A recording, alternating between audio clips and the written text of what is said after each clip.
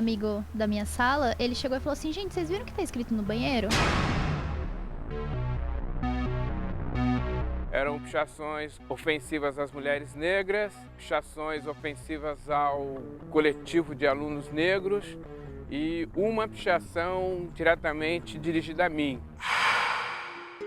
escrita Juarez Macaco.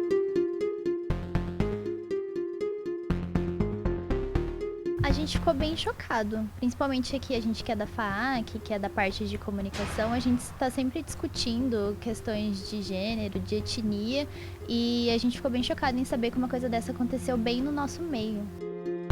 Então eu não me sinto como vítima, eu sei que é consequência da militância política que nós estamos fazendo na universidade. Acho que foi um ato contra a universidade, que tem adotado uma política bastante agressiva de seleção de alunos e alunas baseados pelos critérios de cotas, né? A única universidade estadual a adotar isso em São Paulo. Acho que é um ato criminoso contra a política que nós estamos adotando de educação para a diversidade. A medida administrativa, né, segundo o Estatuto da Universidade, né, se encontrado culpado no crime de racismo, pode chegar até a expulsão, no caso se for aluno, né, no caso se for algum outro servidor, né, aí teria as medidas administrativas, né, para punir. Muito foi feito desde que as ofensas foram encontradas. As pichações racistas foram apagadas e várias mensagens contra o racismo foram espalhadas pelas paredes. A resposta a isso tudo foi mais hostilidade. Um dos cartazes foi rabiscado com o símbolo nazista. É difícil a investigação chegar a um culpado, acho eu, né? Mas de repente na investigação pode caminhar para isso, né? Porque é um banheiro aberto, né? Então, em tese, qualquer pessoa poderia ter feito isso. Há toda uma discussão na filosofia mesmo sobre o sentido, o significado da cor preta. Pensar um pouco como essa cor ela adquire um sentido vinculado à negatividade no Ocidente. E nós sabemos que a cor preta é associada ao corpo negro. Então, como as pessoas lidam com isso?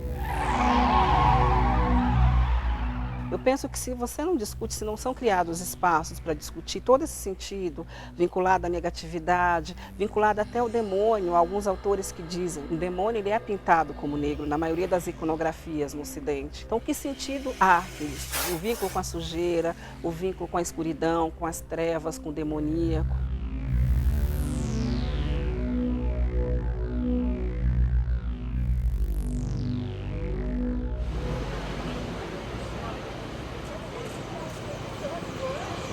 Negros e negras da periferia passaram a ter acesso em espaços que antes não teriam. O filho da empregada doméstica está dividindo a sala de aula com o filho da dona de casa, sabe? E da empresária, e isso choca as pessoas. O que significa um corpo, uma pessoa, toda uma raça ser vinculada a todo esse sentido, a esses valores? A Faculdade de Direito se posicionou quase que imediatamente, assim, quando eles souberam do que aconteceu, lançaram uma nota de repúdio, eles instauraram um processo disciplinar que tem para tentar descobrir quem foi.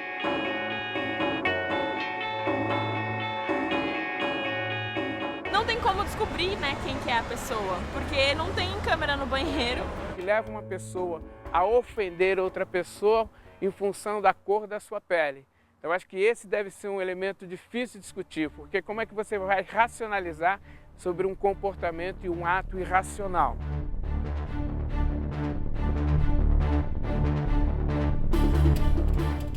O racismo ele estava só escondido, mas ele estava presente entre nós. E nesses atos ele se mostra, ele vem à tona. Eu acho que é uma questão importante que agora a gente tem espaço para falar dessas coisas que acontecem com a gente e muitas vezes são deixadas debaixo do pano. Eu acho que esses ataques não são nem piores pra gente, porque eu sei, como mulher negra estudante, a nossa vida não é fácil, né?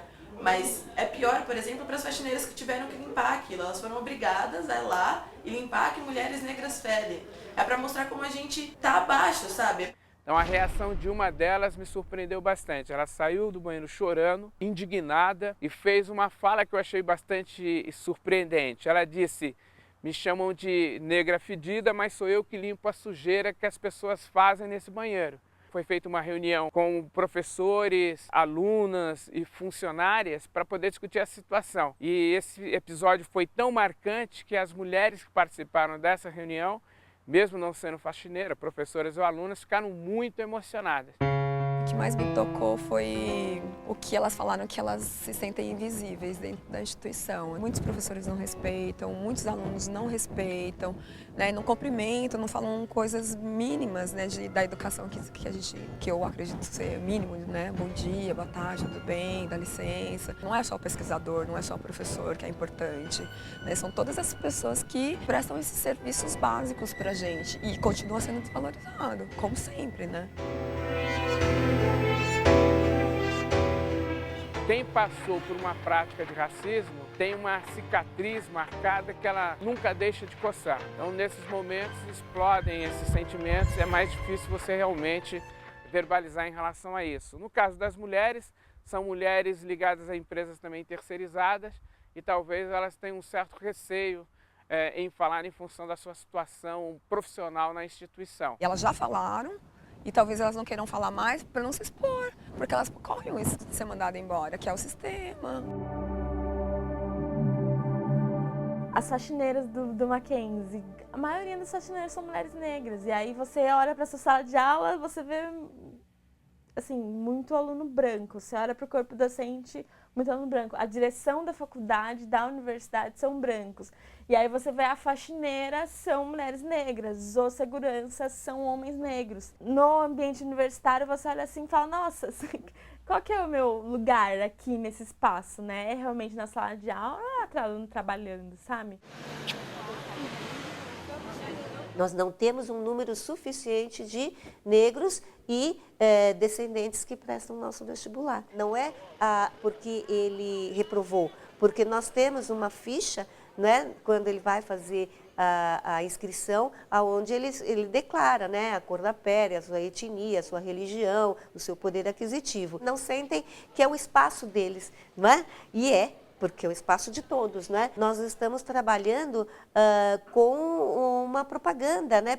Mostrando que o aluno, né, de todas as etnias, né, eles estão neste mesmo espaço físico e em pé de igualdade. O perfil do aluno Mackenzie é branco, cabelo liso. Agora está começando a mudar. Com as políticas afirmativas, que está incluindo mais negros na universidade, mais gente da periferia, isso está começando a mudar. Mas o perfil do Mackenzie não é uma mulher negra de cabelo crespo. Eu faço bacharelado em Ciência e Tecnologia e Engenharia da Energia. A sociedade já chega te julgando por baixo, né? Se alguma conversa começa a falar de estudo, a pessoa já repara que alguma coisa ela reparou que você, por algum motivo, você frequenta uma faculdade ou tem algum tipo de ensino. Ela questiona, você estuda onde? Eu estudo na Faculdade Federal, tal. Verdade, você faz engenharia de energia na Faculdade Federal? Nossa, a pessoa não espera aquilo, né? Porque o que é normal? Ver o negro em posição subalterna, né? Ou se está numa faculdade, não é a faculdade de ponta, vamos dizer assim. Eu sempre estudei em escola pública. No colégio, no terceiro ano, eu consegui... A minha mãe ela fez um empréstimo para eu fazer o cursinho. Eu estudava de manhã, fazia o cursinho à tarde, voltava para casa para estudar. E aí eu prestei o Enem, prestei a FUVEST também. Na FUVEST eu não consegui passar. Na USP, quando ela viu que ela não passou para a segunda fase, eu me lembro que eu abri a porta dessa sala aqui e ela veio chorando. E eu falei, o que foi, Tamires? O que aconteceu? O que aconteceu? Tamires, o que foi? Eu não consegui passar na segunda fase. Tudo bem, Tamires, vamos lá, respira. Né? Você vai continuar estudando, a gente vai procurar um outro cursinho. Mas no Enem eu consegui uma nota boa e aí com a nota do Enem eu consegui uma bolsa de 100% pelo ProUni na Faculdade de Direito lá do Mackenzie. Aí eu entrei na faculdade assim. A Unesp, nesses 2 anos, né, no ano passado e nesse, ela adotou o sistema de cotas e esse sistema é progressivo, né? O ano passado foram 15% dos alunos que entraram, né, pelo sistema de cotas, PPI, né, o termo dado lá pelo IBGE, preto, pardo e índio, e esse ano foram 25%. Teve uma discussão sobre as cotas raciais na minha sala e diversas pessoas falaram que as pessoas que entraram pelo sistema de cotas estavam se aproveitando, que tipo, era síndrome de coitadismo, que era vitimismo. Uma vez a gente estava fazendo trabalho, o pessoal da sala mesmo, aí eu não sei como entrou nessa questão, aí a menina falou que estava com medo dos cotistas, porque se tivesse um cotista na frente dela, ela não ia entrar na Unesp. Sendo que ela estava em 32 e a lista foi até 50. As pessoas acham que, porque cota, porque bolsa, você vai estar dando a vaga. Você não está dando a vaga, assim, o aluno tem que estudar igual um louco para tirar uma boa nota no Enem ou no vestibular para conseguir passar, né? Nada é de graça. Eu acho que muita gente deve achar que eu entrei por cotas também, mas se uma pessoa entrou por cotas, um negro entrou por cotas, não é motivo de vergonha, ele tem que ter orgulho porque é mérito dele, entendeu?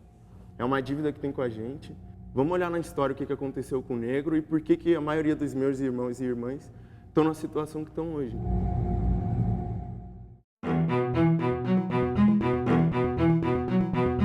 Fui a primeira mulher negra para a Unista a presidir o centro acadêmico, que na nossa gestão fez 60 anos de história. Muitas meninas negras que estão na universidade ou que ainda estão para entrar, vieram me mandar mensagem e falaram assim: nossa, eu vi que você é presidente do centro acadêmico do Mackenzie, nossa, que legal. Na minha sala, eu também sou a única negra da minha sala na universidade, mas vendo pessoas como você, eu tenho mais gás para estudar.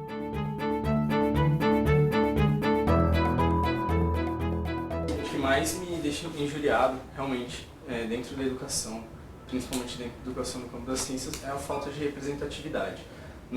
Eu, por exemplo, não tenho nenhum professor negro, tem pouquíssimas pessoas negras no meu curso.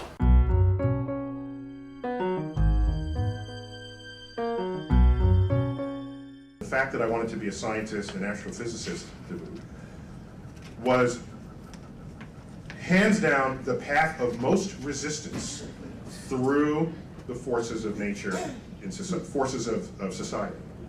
Anytime I expressed this interest, teachers would say, don't you want to be an athlete? Or don't you want to... I wanted to become something that was outside of the paradigms of expectation of the people in power. É muito mais comum ser fomentada a imagem de um negro que seja atleta do que, por exemplo, grandes negros escritores ou professores ou cientistas que existem. Now here I am, I think, one of the most visible scientists in the land, and I want to look behind me and say, well, where are the others who might have been this? And they're not there. And I wonder what is the blood on the tracks that I happened to survive that others did not, simply because of the forces of society that prevent it at every turn. Que não tem o debate aberto sobre a questão do racismo, né? Não tem de outras questões também importantes, como machismo, homofobia, xenofobia. E o racismo, ele tem um dado especial. Há um pesquisador, o professor Kabengele Munanga, que diz que pela primeira vez o brasileiro está perdendo o preconceito de ser preconceituoso. Então talvez esse debate mais recente tenha um certo grau de incomodação, incomoda as pessoas, né? E é muito difícil as pessoas entrarem nesse debate por não ter essa prática. A gente tem pontuado isso aqui dentro da universidade, né? Até porque a universidade ela adotou a política de cotas. Então a gente fica pensando eu acho que a projeção é para 2017 ou 2018, eu não me recordo, você ter 50% de cotas para negros e negras, os PPI, né, que são pardos e os indígenas também. Aí você fica pensando, 50% dos alunos aqui, negros e negras, com só professores brancos, que só passam autores brancos, que não tratam sobre a questão racial do jeito que a gente acha que deveria ser tratada. Como é que isso aqui vai explodir? Porque a gente está pontuando e a gente está se afirmando e a gente está ocupando o nosso espaço e isso tem incomodado, né? Os educadores negros insistiram para que fosse elaborada uma lei, a 10.639, que passou a fazer parte da LDB, com o objetivo de diluir o preconceito, essa ideia de uma suposta superioridade em relação aos negros. Então a educação sobre a importância da África, o papel dos africanos no Brasil, a contribuição que os africanos deram para a civilização ocidental, é um dos esforços para você poder superar isso, que ainda está presente no dia a dia da educação. E os racistas eles vão ter que engolir, porque a sociedade brasileira ela é negra. A gente não vive na Suíça. aqui tem mais gente negra. Então, assim, tem-se uma... Não é uma viagem na nossa cabeça a gente querer pautar essas questões dentro da universidade. Eu acho que quando a gente passa a descobrir mais sobre a nossa história, a gente fica mais revoltado. Porque, por exemplo, estuda mais sobre a história do Brasil e a história de como foi formada, e você estuda sobre o tráfico negreiro, de como os negros foram arrastados para cá, da violência que a gente sofreu, do apagamento da nossa cultura e do quanto utilizaram a gente para construir esse país. E hoje em dia a gente é escorraçado, né, marginalizado e criminalizado, você fica revoltado, não é possível, né? E aí por isso você vai no movimento negro, você vai pra rua, você faz ato, você reivindica mais direitos, você quer cotas, e você quer cotas nas universidades, nos serviços públicos, federais, estaduais, porque precisa ter uma reparação histórica. Pra mim, o que mais dói é que quando você não estuda sobre a sua história, você não tem como construir a sua personalidade, né? Na psicologia a gente aprende que existem momentos da sua vida que você precisa muito de um modelo, de alguém para você se espelhar. E isso é muito prejudicial, acho que para nossa autoestima, né? Você já cresce achando que você não tem um lugar nessa sociedade, que ela não é feita para você, ela não é feita pra gente, né? Essa é uma frase do Marcus Garvey que é emblemática para esse momento, que é: um povo sem conhecimento sobre sua cultura é como uma árvore sem raízes. O Marcus Garvey é um pioneiro do panafricanismo, ele que influenciou Malcolm X. Who taught you to hate the texture of your hair? Who taught you to hate the color of your skin to such extent that you bleach to get like the white man? A gente fica como uma árvore sem raízes mesmo.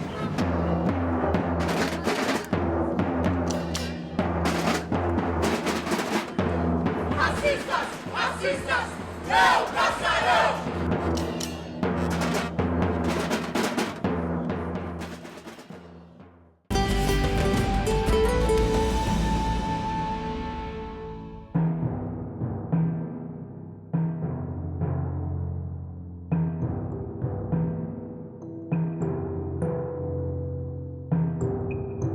Ela estava lá na minha sala de aula, aí veio uma funcionária da escola.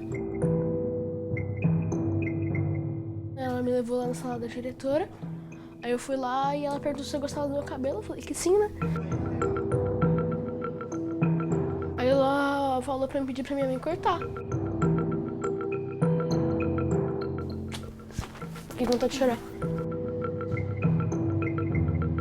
Quando ele estava com 7 anos, ele chegou em casa e falou: mãe, eu quero ter cabelo igual ao Justin Bieber. Aí eu falei: como assim igual ao Justin Bieber? Assim, mãe, pra baixo.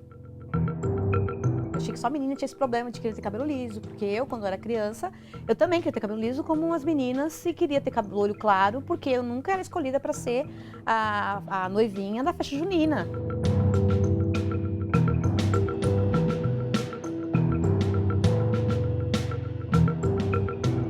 Mas era por isso, então, né? Que eu nunca fui na noivinha. escola, essa coisa de não ser noivinha, nunca fui a Miss Primavera. Mas eu lembro que uma coisa que me marcou muito foi a professora colocando o nome de todas as meninas na lousa, né?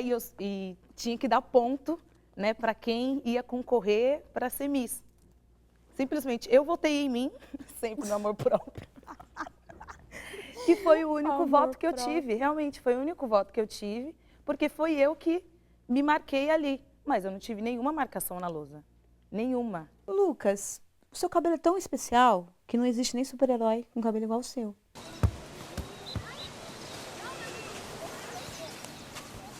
E o que aconteceu? Ele tem um rosto bonito, começou a crescer o cabelo dele e começou a chamar atenção.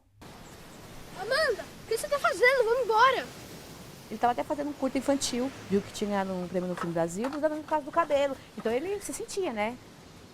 Aí eu recebi um bilhete em casa, falando que para me fazer um corte adequado, porque o Lucas estava reclamando do comprimento. O que é racismo para você? Racismo é você não aceitar a pessoa por causa de alguma aparência física dela. E aí você acha que o que aconteceu com você foi racismo? Sim. E aí eu falei pra ela assim: o Lucas nunca reclamou pra mim do cabelo. Ele se sentiu intimidado pela diretora que o chamou em sua sala para lhe falar sobre o seu cabelo. E aí eu mandei esse bilhete e aí a diretora me respondeu: fique tranquila, respeito meus alunos. E não há nada de pessoal nesse meu pedido. É que realmente esse cabelo não é utilizado aqui no colégio pelos alunos. há um despreparo de professores, de funcionários para lidar com as questões de discriminação e racismo dentro da escola. Então, a gente recebe casos, por exemplo, o diretor não quer acatar a matrícula do aluno porque diz que o cabelo dele está grande, é o cabelo black normalmente, que vai atrapalhar o aluno que sentar atrás dele. Se o cabelo estivesse prejudicando o rendimento escolar dele, estivesse no olho dele, eu concordaria com você. Mas não, é você que está incomodada. Ela, não, mas não prejudica os alunos de enxergar a lousa. Se ele for alto, então vai cortar o pescoço? Então, nesse caso, o que você percebe? É uma desculpa, né, para uma escola, por exemplo, particular, que normalmente em alguns casos age assim, para que ela não queira dentro do seu ambiente alunos negros. Aí ela falou assim, ó, o regulamento. Eu falei, então me mostra o regulamento. O que está dizendo aí no seu regulamento que ele não pode ter o cabelo que ele tem? Aqui, ó, cabelos extravagantes. Por como assim extravagante? Crespo e cheio, não é conveniente esse cabelo. Por que os outros crianças têm cabelo liso, podem ter um cabelo maior, no olho que seja, e ele não pode ter o cabelo que ele quer, o cabelo dele natural, que nem alisado é? Eu acho passar Buspel famosa. Lembro da situação de uma menina que estudava comigo, que a gente, nossa, era muito junto. E o cabelo dela é bem mais crespo que o meu ainda. E ela simplesmente, tipo, ai, não deu tempo, a gente estudava de manhã, não deu tempo de arrumar o cabelo, botou a touca. E eu já fiz isso, inclusive. E aí ficava quente, né? Vocês estudam no período da manhã, tá frio. E aí depois começa a esquentar. E como que você faz? Aí os meninos já começavam a zoar. Tira a touca. Todo mundo sabia que o cabelo estava desarrumado. Entendeu? Tira a touca pra gente. Então pegava, às vezes, tirava a touca sem ela perceber. Aí passava vergonha, era constrangimento ali, né? Sim. Tipo, ai, que vergonha, devolve a touca. Aí ficava jogando a touca, sabe? Então você falava, caramba, eu já não fui várias vezes pra escola porque não deu tempo de arrumar. Aí eu falei, então a gente tem um problema aqui, como a gente vai resolver isso? Porque eu não vou cortar, só vai suspender ele, porque ele é um dos melhores alunos da sala. Não, eu não vou suspender ele, eu vou deixar ele frequentar a escola até o final do ano, mas no ano que vem eu posso não convidá-lo a fazer rematrícula, porque aqui é uma instituição particular. Isso daqui que eu acho conveniente para o colégio. Eu não tinha razão, eu fiquei assim, em estado de impotência. Não adianta você ter o dinheiro para pagar. Não adianta. Se eu não aceito, você vai fazer o quê? Se eu chegar para a criança de 8 anos e falar assim, olha, você não vai mais estudar lá.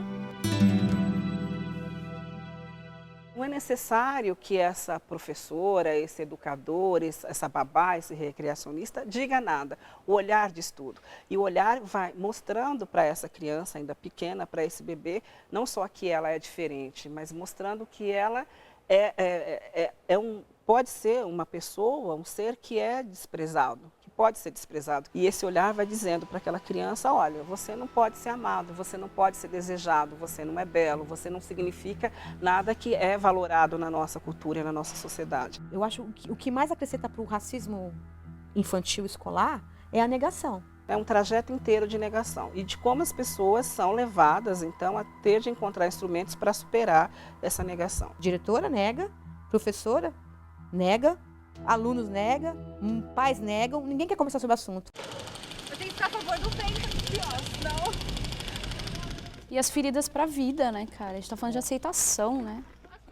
É, quando você se aceita, igual a gente fala, tipo, de assumir o cabelo mesmo, de botar uma roupa, eu vou sair toda colorida hoje sim, porque eu gosto e tudo mais, né? Tipo, não vai me importar. Aí você, pra uma galera, é a presa metida, porque se eu vou pra casa dos meus avós, agora que mora na Zona Leste, chegou a Beyoncé.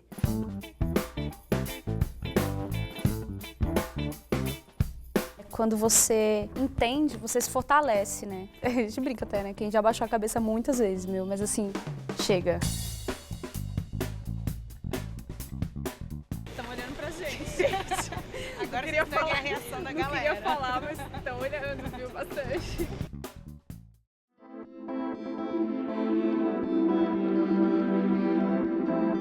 Nesse mesmo momento, essa mãe viu minha situação, ela é uma mulher branca, pra você ver. Ela ligou para uma amiga que era advogada dela. Aí falou para mim assim, olha, minha amiga tá falando para você ir para a primeira delegacia. Aí eles começaram a ouvir meu depoimento. Quando eles foram ouvindo, eles falaram, olha, isso vai virar inquérito. Falei, como inquérito? Porque eu achei que eu pegava aquele boletim, levava no advogado e fazia ela dar a vaga dele. Não, é inquérito mesmo, é crime.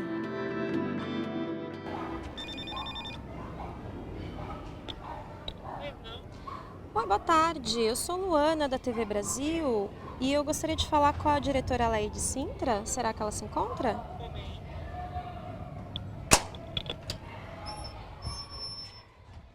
Nós procuramos a diretora da escola, a Laide Sintra, mas até o fechamento desta edição, ela não concedeu entrevista. Um processo criminal ainda corre na justiça e a pena para qualquer pessoa que, por racismo, impeça uma criança de se matricular em escola pode chegar a 5 anos de prisão. A Secretaria de Justiça e Defesa da Cidadania de São Paulo também processou a escola.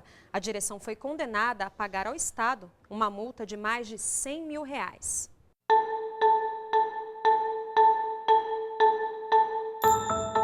O Estado de São Paulo é o único que tem uma lei que pune administrativamente os crimes de discriminação e racismo. Os pais podem procurar a coordenação de políticas, apresentar sua queixa, e aí nós iremos principalmente até a escola para saber o que está acontecendo e qual a orientação devida do caso, descrever como isso aconteceu dentro da escola, né? O que foi que aconteceu, qual foi a reação dessa criança, que normalmente ela começa a ficar retraída, triste, né?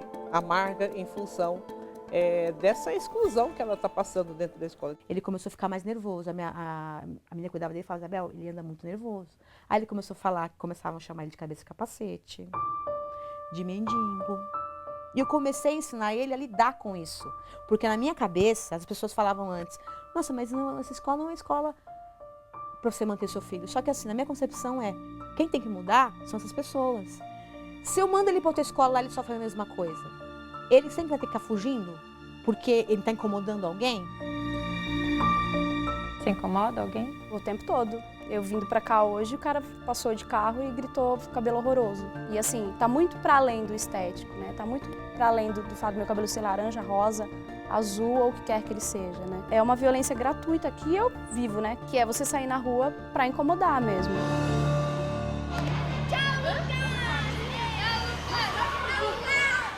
Consegui arrumar uma escola que lá eles não obrigaram a cortar o cabelo dele, em nenhum momento ele não sofreu nenhum tipo de discriminação.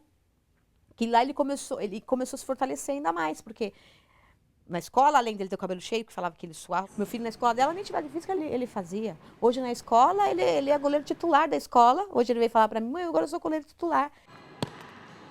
E faculdade, você já pensa em fazer alguma coisa? Como que você vê assim o futuro? Ou tá cedo ainda pra pensar nesse tipo de coisa? Tá tão cedo que eu já pensei em 3. O que você pensa em fazer? Jogar futebol, né? Fala aí, galera! Aqui é o Lucas. Eu vou mostrar como eu posso usar meu cabelo Black Power. Fazer teatro, filmes, essas coisas. Tô aqui dessa vez pra falar de um moleque bem louco. O nome dele é Viliana, com seu cachorro Cotoco, muito firmeza. E desenhar. Na época, um pouquinho depois, ele falou pra mim assim, mãe, eu achava que você era branca. Mas ele é negro mesmo. Quer dizer, a gente nunca parei pra pensar ou falar pra ele sobre o assunto, porque pra gente é tão natural, é tanta mistura que a gente acha normal. Mas pra ele, eu escovava meu cabelo, e pra ele eu era branca.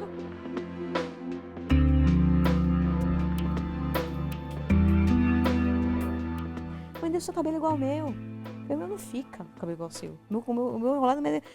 Aí eu peguei, o meu moleque fez esse... Deu esse jeito assim, nossa, eu tenho um vídeo que pediram pra mim gravar quando eu chegasse em casa. Ué, é igual o seu. Tá ficando loira também? E aí, você gostou? Gostei. Ficou bonito que nem você? Ficou mais. Ele pulava.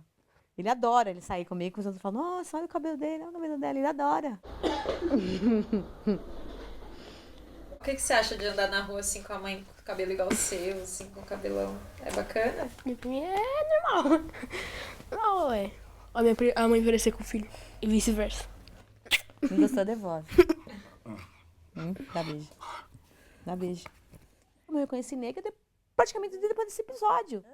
Que eu comecei a parar porque a psicóloga me perguntou, falou assim, como você se reconhece? Como que você se vê? Aí eu pensei comigo e falei assim, bom, se eu tivesse na época da escravidão, eu não seria senhora, eu seria escrava. Então eu sou negra. Eu já tive um desentendimento com uma menina da escola, mas assim, saindo da escola, subindo pra casa, ela me chamou, sua preta. Nossa, isso aqui pra mim, eu fiquei, né? E aí eu cheguei em casa e falei isso pra minha mãe, e ela falou assim, mas você é preta. Uhum. Aí pra mim foi, eu sou preta. Então, tipo, falar o preto não me incomodou, saca, depois. Porque meu pai é preto e minha mãe, ela é branca. Então, a gente tem essa mistura em casa, né? O cabelo, demorou para eu alisar o cabelo, meus pais não deixavam. Eu ainda até a 5ª, 6ª série, eu ainda ia de xuxinha. Então, a zoeira era mora por causa disso, né? Eu ia de xuxinha ainda para a escola, enquanto muitas meninas já tinham cabelo liso e que estavam alisando o cabelo, né? Exato. E eu ainda fazendo os enroladinhos, saca? Mas sempre tinha que deixar o cabelo preso. Ou ele estava preso, ou ele estava molhado, né? Molhado o tempo todo. Dava um intervalo, você tinha que descer para dar um... 7ª, 8ª série, toda hora, professora, vai no banheiro. Mas não era a vontade de ir no banheiro. Era porque seu cabelo estava armando, você tinha que ir lá, molhar, e ficava pingando, gente, na roupa. Sério. Era muito difícil. Meu nome é Isabel. Falava, ai, é nome de princesa, mas eu não era uma princesa. Eu me sentia uma criança feia. Eu sempre ouvi dizer que eram negros escravos. Não que eles eram escravizados. Ou seja, para mim eles nasceram assim. E todo mundo pensa isso. Se você começa a tratar pelo modo pejorativo de inferioridade, olha, os negros eles eram escravos. A criança que é negra, ela não quer estar nesse patamar. A professora de história está falando várias histórias, mas nunca chega na sua. Seus pais também, às vezes, não teve um estudo, eles não vão saber te dizer, né, da onde você veio, qual é a história do negro. Então, você não vai ter isso, tipo... Então, mas quando você está lá, você está aprendendo, certo? Tipo, vamos estudar hoje a história, ok. Você não vai questionar isso. Mas professora, não está faltando um pedaço aí dessa história, não? O professor, ele não vai saber, então ele vai deixar isso para a próxima. Ele pode, no máximo, te indicar um livro, mas ele não vai saber te dar uma orientação.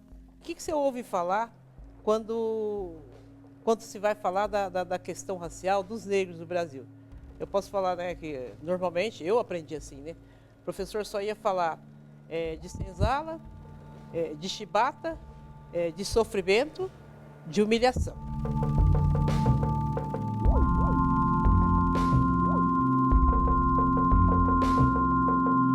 Quando, na verdade, se você pegar a história do Brasil, a nossa história inteirinha, o professor pode falar, por exemplo, de Machado de Assis, que é o fundador da Academia Brasileira de Letras. Pode falar do Cruz de Souza, um poeta simbolista, né, uma referência e tanto para todos os negros e para toda a sociedade brasileira. Pode falar dos irmãos Rebouças, que foram engenheiros. Pode falar de uma história bonita da artista, né, que foi Chiquinha Gonzaga, embora tenha sido retratada como uma mulher branca. O que você acha mais legal na cultura negra? A cultura negra? Assustador, eu sei, mas eu não recusei. E agora eu sou refém de um medo que me tem. Parece que eles me veem. O rap que você gosta, o que é? Como assim? É cultura negra? É rap a cultura negra? É. Viu? Você também sentiu quando a porta se abriu? Coração a mil, mas você sabe o que viu? Um brinquedo infantil causando calafrio. Passou no corredor, já era, se não ouviu. Tio, ouviu? Não faça nenhum pio. Sinto que eu estou vivo aqui apenas por um fio. A câmera surgiu, depois logo sumiu. Eles estão me procurando e meu medo desatraiu.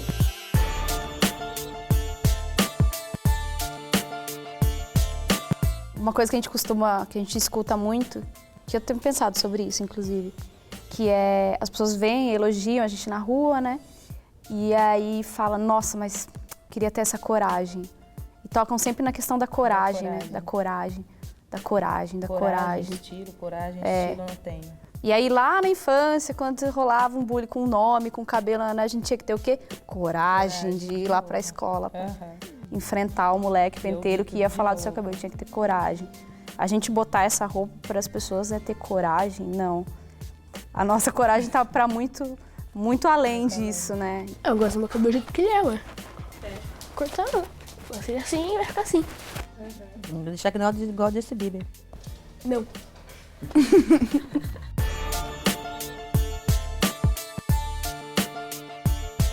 O que eu quero dizer é que a gente também, à medida que a gente descobre a nossa história, a nossa ancestralidade, enfim, o que é a representação desse cabelo, acho que a gente vai se fortalecendo e vai ficando, sim, mais corajoso, assim, para as coisas, né?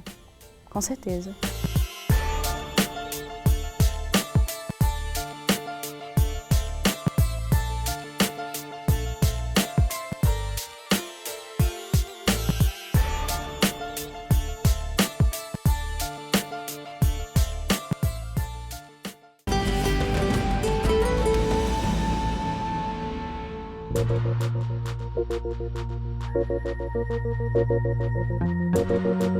Todo mundo acha estranho quando se criou a Faculdade Luiz Palmares, que é uma faculdade para negros, mas ninguém achou estranho quando a primeira escola para negros foi a Fundação Casa, né? E hoje que os negros sentaram numa cadeira para estudar, virou polêmica. Não existe instituição nesse país que tem mais que meia dúzia de alunos negros nas salas de aula. Então, de repente, você vir para um ambiente onde os negros são 80% das salas de aula.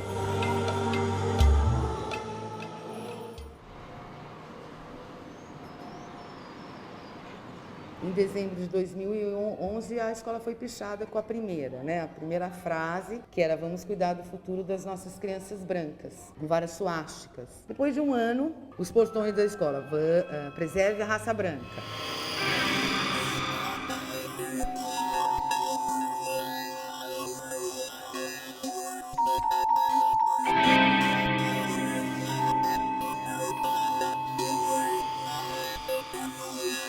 Tem uma menina que trabalha comigo, a Marta, ela tem 2 filhos. Eu perguntei para ela, seus meninos estão estudando, né, a questão africana? Ela falou, não sei, eu vou perguntar. Aí teve uma reunião de pais-mestres, ela levou o livrinho e deu para a professora, né, a diretora. Diz que a diretora olhou e falou assim, de onde você inventou isso? Quer dizer, do Ministério da Educação. Isso foi distribuído para todas as escolas do país. Ela achou que era invenção da cabecinha de uma mãe que queria o quê? Sei lá, né, que os filhos estudassem uma coisa diferente. É uma lei, né? Um ato do ministro da Educação implementando uma nova política, uma nova diretriz para o país. Mas é que abala certos princípios, entendeu? Você abala certas verdades. Aí as pessoas, né, ficam na defensiva, não sabem como agir. Foi a primeira pichação que nos deu a resposta definitiva do quanto isso é necessário. Para uma escola de educação infantil provocar uma ação dessa da sociedade, é porque denuncia que isso é um problema e que precisa ser superado, trabalhado, e desde a infância. As crianças aqui dessa escola podem nem saber o que é a Lei 10.639, mas elas vivem na prática. Aqui elas convivem com princesas negras, como a Bintu. E até o nome da escola já está em processo de mudança, de Guia Lopes para Nelson Mandela. Na verdade, eles nem conhecem o Guia Lopes. E o Nelson Mandela é uma figura que já faz parte da rotina deles. Eles sabem falar muitas coisas a respeito do Nelson Mandela, qual foi a importância do Nelson Mandela. Ele lutou contra o apartheid. Eles sabem muitos detalhes a respeito da vida dele. Ele lutou pela liberdade. Trazer isso para o universo infantil, crianças de 4 e 5 anos, a gente tem que rechear essa história, essa cultura de muita fantasia, encantamento. E isso a gente faz através das nossas figuras de afeto, que são bonecos personalizados e que as crianças criam histórias de vida. De onde ela veio? Da África, do Senegal, da onde que tem um monte de bichos lá. E através dessas histórias a gente traz para a discussão a questão do racismo, do preconceito e da discriminação. Você acha a Bintu bonita? É? Por quê? Porque ela tem cabelo enrolado como as outras pessoas que tem lá na saga. E você deixa eu levar pra minha casa? Não. Por quê? Por que não? A Lei 10.639, né, a bem da verdade, seria o day after, seria a lei de libertação propriamente dita. E ela vai permitir que a gente construa mentalidades em que esses valores da participação dos negros brasileiros, esses valores do pluralismo brasileiro sejam conhecidos, sejam internalizados e sejam tratados como um valor cultural muito importante.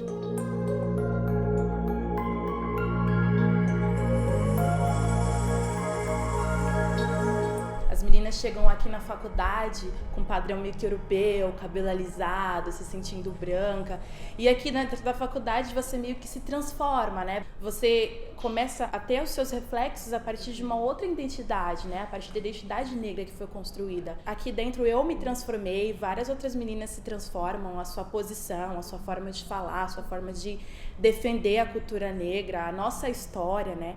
Então, não é só um ambiente acolhedor, eu acredito que também é um ambiente transformador aqui dentro você descobre a sua identidade, descobre as suas origens, você se reconhece enquanto negra. Isso é o mais importante.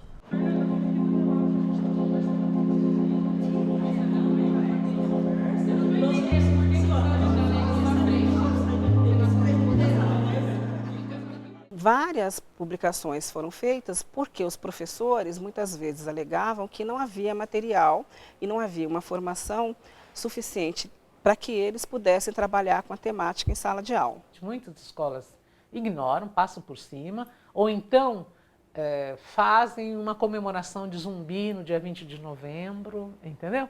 No 13 de maio faz lá uma comemoração qualquer, um cartaz é feito, né? Canta-se uma música, enfim. Essa é a grande questão dos professores. Bacana, eu entendo que seja importante trabalhar a Lei 10.639, mas como? Muitos desses professores se recusavam a fazer essa discussão, diretores de ensino, a partir de um argumento religioso. E foi muito difícil. O argumento era, nós não vamos discutir essas questões da história da África, porque elas estão ligadas a uma religião com a qual nós não concordamos. A questão não é que eles não tinham material adequado, eles nem ao menos se propunham a fazer a discussão, buscar material. Não é entrar no calendário de eventos, não. É o estudo, é a reflexão, é o pensar, né? O quanto nós temos uma dívida para com essa população. Nós temos uma dívida, temos sim, isso é verdade. Assim como temos uma dívida para com os países africanos. De 7 a 8 milhões de pessoas foram arrancadas da África e trazidas para cá pela violência.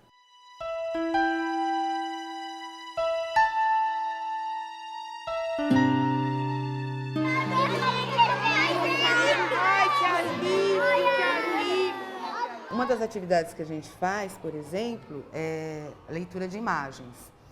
Então a gente escolhe algumas fotografias, geralmente do Pierre Verger e tal, e põe para as crianças legendarem. Nós pegamos uma menina linda, sorrisão largo na boca, e a gente falou, nossa, quem será essa menina, né, para legendar? Ah, ela é feia porque ela é negra. A professora paralisou. O que acabou acontecendo? A gente pegou a foto dessa menina, criou uma história de vida para essa menina e pegou uma foto de uma princesa real do continente africano, negra, linda, rindo. Então, a classe, além de fazer essa história para esta figura, que inicialmente foi chamada de feia e de negra, e é negra porque é feia porque é negra, virou um mote de trabalho do ano inteiro, por exemplo. Então ela ganhou um castelo, ela ganhou um livro, e a gente não precisou falar, olha, ela não é feia, ela é negra, mas ela não é feia.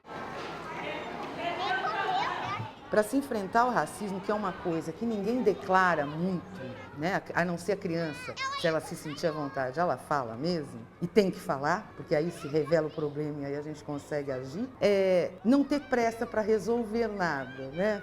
A gente não fala nada, leva a situação para o grupo de estudo dos professores, portanto, coletivamente, se desenha, se planeja uma ação para dar resposta àquilo que aconteceu.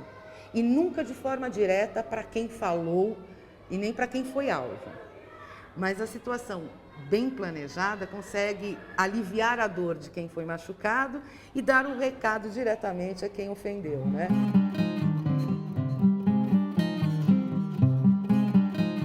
Você disse que você estuda na Zumbi dos Palmares, isso deve ter acontecido com os colegas aqui, pelo menos comigo já aconteceu várias vezes. A pergunta ela é fatídica. Tem branco lá? As pessoas perguntam, mas vocês fazem o quê? Tem gente que vem aqui pra andar na sala de aula, ver se a gente sabe sentar. Todo mundo sabe sentar, poxa vida. Todo mundo sabe escrever.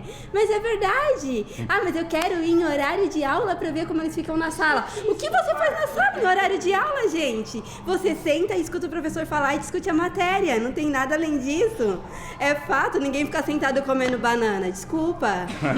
Ninguém fica, não tem árvore dentro da minha sala, gente. São carteiras, cadeiras, as pessoas sentam, escrevem, estudam muito, sabe? Ninguém fica lá sentado comendo banana e coçando a cabeça, não tem um tempo pra isso. Só pelo fato de você ser negro, você trabalhar e você estudar, você já quebra uma estatística.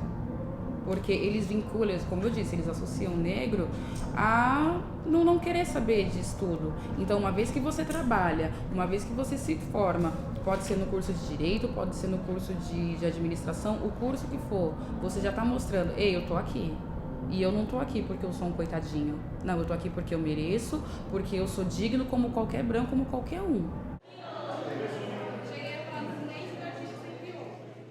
A dúvida é se o mercado de trabalho está preparado para a gente. Historicamente, nós somos um marco da diferença, porque o Milton Gonçalves dizia que o avô dele ensinou que existem 2 tipos de negros. O negro tu e negro sim senhor, que abaixa a cabeça. Então a gente está nesse limiar.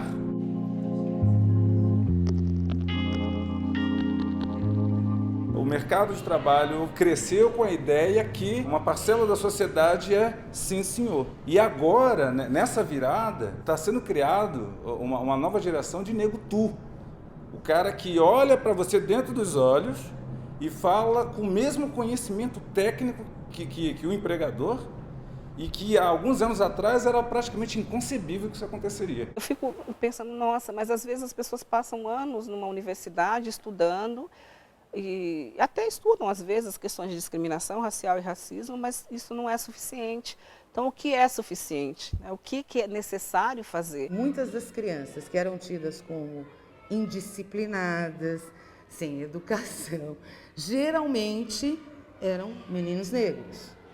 E que depois deste projeto eles viraram líderes, na verdade. Porque essa era a grande praia deles, né? Eles eram tidos como diferentes, porque falavam demais, brincavam demais, corriam demais, superativos, quando na realidade o que eles são é verdadeiros líderes. Como a nossa cultura no Brasil, ela nos envolve a todos, brancos, negros, amarelos, a todos, elas nos estimulam a não conseguir criar estratégias para enxergar a discriminação. É como se fosse uma cultura inteira que tivesse muita dificuldade, e não só em falar sobre racismo, mas de até mesmo assumir que nós podemos agir de maneira racista. Então, muitos conduziam projetos, muitas meninas fizeram book, a família fez book. Esse reconhecimento, reconhecer a beleza do seu próprio filho, fez muitas mães, por exemplo, assumirem a sua própria negritude. Ninguém é igual a ninguém, ainda bem, ainda bem. Sweet chariot, coming for to carry me home. Sweet Lord, sweet chariot, coming for to... Por mais que a gente tenha vários ganhos, mas às vezes a gente olha e vê que está muito longe ainda de ter uma representatividade forte. Nossa. Não tem um lugar que dói. Dói de cima, de baixo, do lado, dói de tudo quanto é jeito.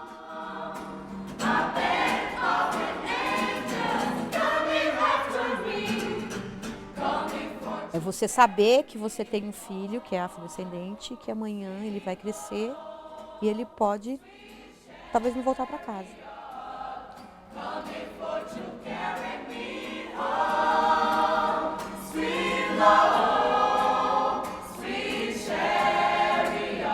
Mais um afrodescendente que foi confundido, né?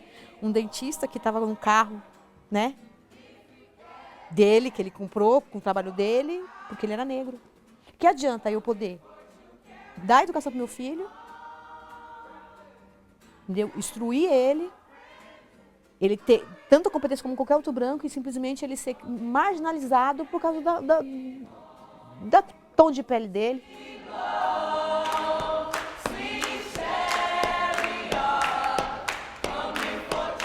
A gente acaba sendo criada de uma forma a se sentir inferior. E não somos, muito pelo contrário. Somos descendentes de reinados, de guerreiros, que lutaram lá em África e aqui, resistindo à escravidão. E a gente não sabe disso. E eu acho que isso é violento.